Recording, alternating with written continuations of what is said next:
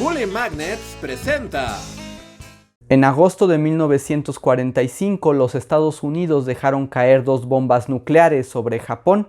La Segunda Guerra Mundial llegaba a su fin y el mundo comenzaba un nuevo capítulo de su historia. Las bombas fueron lanzadas sobre las ciudades de Hiroshima y Nagasaki el 6 y 9 de agosto respectivamente. Su efecto de aniquilación no tenía precedentes. Aunque las cifras no son claras, se cree que más de 200,000 personas murieron por la explosión y los efectos secundarios de la radiación.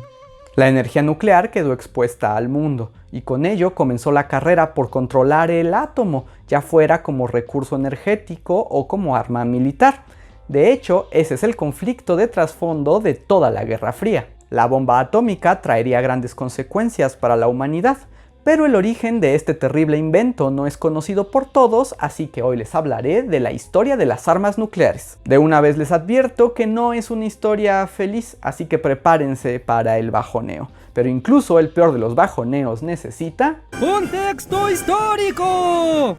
Los años 30 fueron una gran época, pero también una época terrible. Por un lado, dieron lugar a varios de los avances científicos más grandes de la historia, pero por el otro, un fascismo. El desarrollo científico y el conflicto político son fundamentales para esta historia. Desde finales del siglo XIX, la evolución en el campo de la física de partículas había sido notable. El descubrimiento de los componentes del átomo y la radioactividad generaron nuevas ideas sobre la composición misma de la materia. Más tarde, llegaron los descubrimientos de científicos como Max Planck, Albert Einstein y Niels Bohr, que permitirían el paso de la física teórica a la aplicada. Pero el punto de quiebre fue en 1938 cuando se descubrió la fisión nuclear. La fisión fue descubierta en Alemania por la física Lise Meitner y el químico Otto Hahn. A grandes rasgos, la fisión nuclear es una reacción que ocurre cuando un neutrón es disparado al centro de un átomo, obligando a que éste se separe. Cuando el núcleo se divide, genera una cantidad increíble de energía que puede ser aprovechada. En realidad es un proceso mucho más complejo, no estás tomando en cuenta las características propias del átomo, la radioactividad ni la reacción en cadena. Puede ser, gordo inmundo, pero este es un canal de historia y no de física, así que una definición básica nos bastará. Que por cierto no sabía que también eras experto en física. Yo soy experto en todo. El descubrimiento ofrecía grandes posibilidades. La fisión podía generar energía como para alimentar una ciudad, o como muchos otros pensaron, ¡hacer una superbomba! Sí, la idea de la superbomba siempre tiene punch. ¡Punch! Los grandes desarrollos en este campo de la física se habían dado en Alemania, en pleno apogeo del gobierno nazi, cuando ya el mundo empezaba a intuir las intenciones militares y expansionistas de Adolf Hitler. No sé de qué hablan, aquí somos un régimen pacífico. No veo por qué necesitaríamos una superbomba.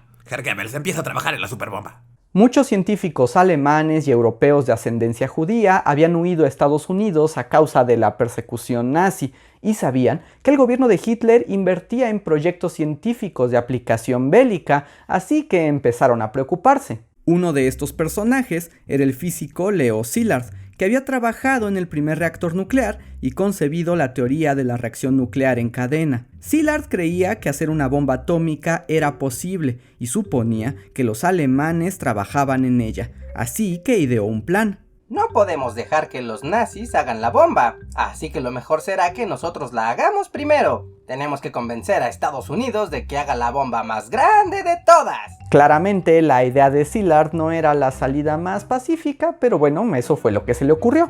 Szilard sabía que él no era lo suficientemente importante para explicar la situación al presidente estadounidense Franklin D. Roosevelt, pero conocía a alguien que sí, el científico más famoso de la época, Albert Einstein.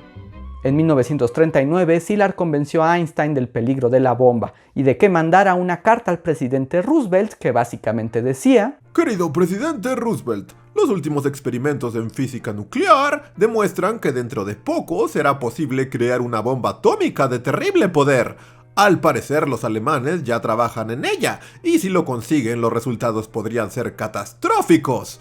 Así que le recomiendo que se ponga a trabajar en su propia bomba, o nos va a llevar el payaso. Póngase trucha, presidente, póngase trucha. Con amor, Quedo de usted, Albert Einstein.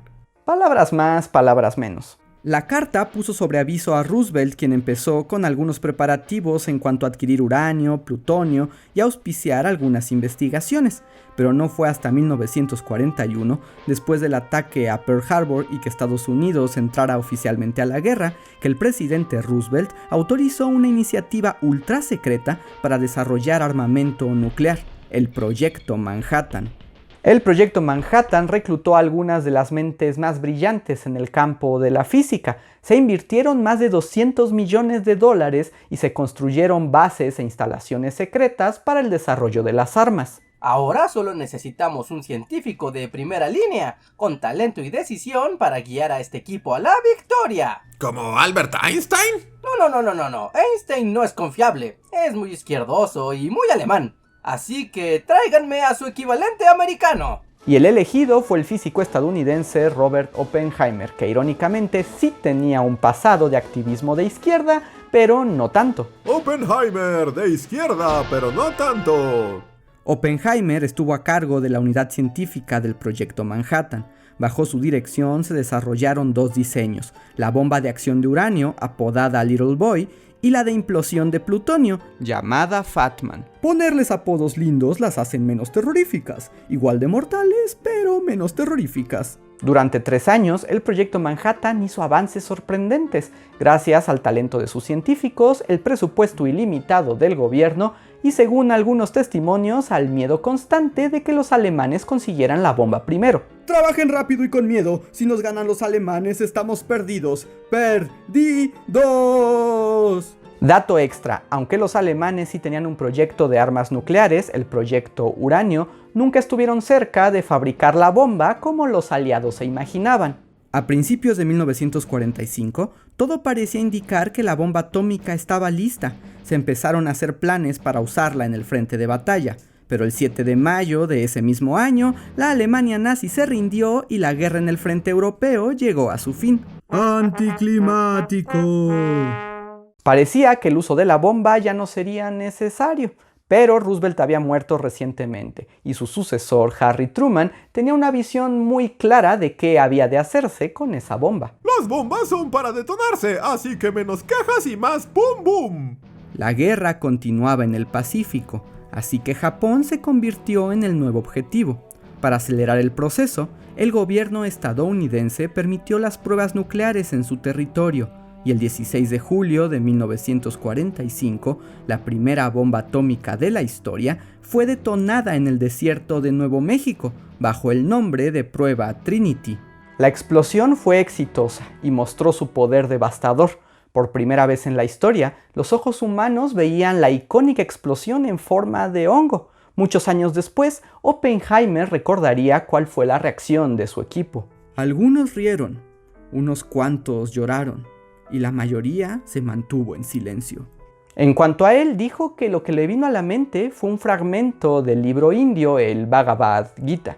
Ahora me convierto en la muerte, la destructora de mundos. Diablos, señor Oppenheimer, eso sí que fue oscuro. Mientras tanto, el frente en el Pacífico continuaba con enfrentamientos constantes entre estadounidenses y japoneses. El 26 de julio, Truman y los aliados enviaron al emperador Hirohito una carta de ultimátum en la que exigían a Japón la rendición absoluta e inmediata, o de lo contrario enfrentaría una pronta y total destrucción. La carta no mencionaba las armas nucleares, pero la amenaza era real. Como el gobierno japonés no se rindió de inmediato, Truman comenzó los preparativos para el bombardeo. Ahora, aquí hay un asunto para analizar, porque al parecer no todos estaban de acuerdo en utilizar la bomba. Aunque el avance de la guerra en el Pacífico había sido lenta, los expertos sabían que la victoria contra Japón estaba asegurada y solo era cuestión de tiempo, por lo que varios científicos y agentes del gobierno de Estados Unidos pensaban que lanzar la bomba era innecesario y poco ético.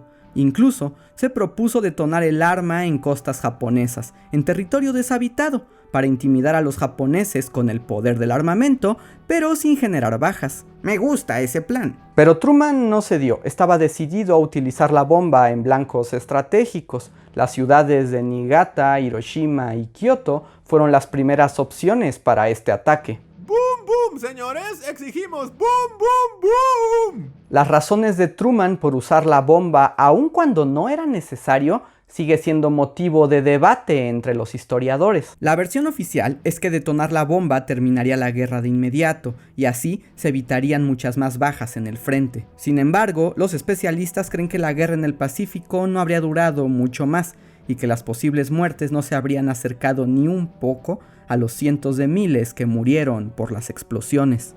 Otras versiones son un tanto más siniestras. El desarrollo de la bomba había costado al gobierno estadounidense más que cualquier otro proyecto bélico en su historia. Usar la bomba y ganar la guerra de golpe era la única manera de justificar el gasto. Eso es terrible, incluso para mí. La otra es que Truman no solo quería ganar la guerra, sino hacer una demostración del nuevo poder de los Estados Unidos. La bomba serviría como una declaración de hegemonía mundial. Y en ese sentido fue bastante efectiva. Finalmente, decidieron lanzar 2 bombas nucleares sobre las ciudades de Hiroshima y Nagasaki. Los resultados fueron desastrosos para Japón, que se rindió al instante. Aquello generó un cambio a nivel mundial. De pronto, conseguir el poder atómico se volvió prioridad de las grandes potencias, mientras que el resto del mundo miraba horrorizado los efectos de estas armas. Científicos, políticos y activistas denunciaron el uso de la bomba a nivel mundial, incluso algunos de los que ayudaron a fabricarla. Einstein asumió parte de la responsabilidad. Dijo que nunca habría imaginado que algo así ocurriría. Por su parte, Oppenheimer se mostró arrepentido, y a partir de entonces, su carrera se enfocó en reducir la proliferación de armas nucleares, incluso contra los deseos de Truman. Cuentan que Oppenheimer le dijo a Truman que sentía las manos manchadas de sangre, a lo que el presidente respondió con desagrado, le cerró las puertas de la Casa Blanca y pronto lo expulsó de la escena política. Aunque el peligro de las bombas era evidente, los próximos años vieron una proliferación de armamento nuclear. Incluso se inventaron armas más poderosas, como las bombas de fusión, también llamadas termonucleares. Atómicas, se dice atómicas. Para 1986, el número de bombas nucleares en todo el mundo llegó a 70,000. Más adelante, con el miedo de que el planeta volara en pedazos, se hicieron varias regulaciones para reducirlas. Al día de hoy, se estima que hay alrededor de 13,000 en el mundo, donde más o menos 3,000 están activas. Que sigue siendo mucho si pensamos que apenas el estallido de unas cuantas pueden crear un invierno nuclear que lleve al ser humano a su extinción. Creo que debimos haber pensado mejor todo este asunto. ¡Nunca hay que poner límites a las bombas! ¡Nunca! A veces hasta a mí me da miedo, señor Truman. El Proyecto Manhattan es uno de los logros científicos más grandes del mundo, pero su creación también es una de las más terribles. Durante la Guerra Fría, la amenaza nuclear fue cosa de todos los días, y si bien hoy parece haber perdido su fuerza, lo cierto es que las armas nucleares siguen siendo la tecnología de guerra más poderosa y un riesgo para toda la raza humana. La ciencia nos ha dado grandes maravillas y también armas peligrosas, y ninguna ha cambiado tanto la historia como la bomba nuclear. Atómicas, se dice atómicas. ¿Qué les pareció esta historia? ¿Ustedes conocían los orígenes del Proyecto Manhattan? ¿Por qué creen que Truman haya usado la bomba? Pónganlo en los comentarios para que todos podamos conocer sus opiniones. Si les gustó este video, no olviden darle like y sobre todo suscribirse. Es la mejor manera de apoyar a Bully Magnets. Y si quieren ir un paso más allá, pueden apoyarnos en Patreon o el sistema de membresías de YouTube. Incluso pueden hacer que su nombre aparezca en los créditos de estos videos. Espero hayan aprendido algo nuevo con esta historia. Yo soy Andrés y nos vemos para la próxima.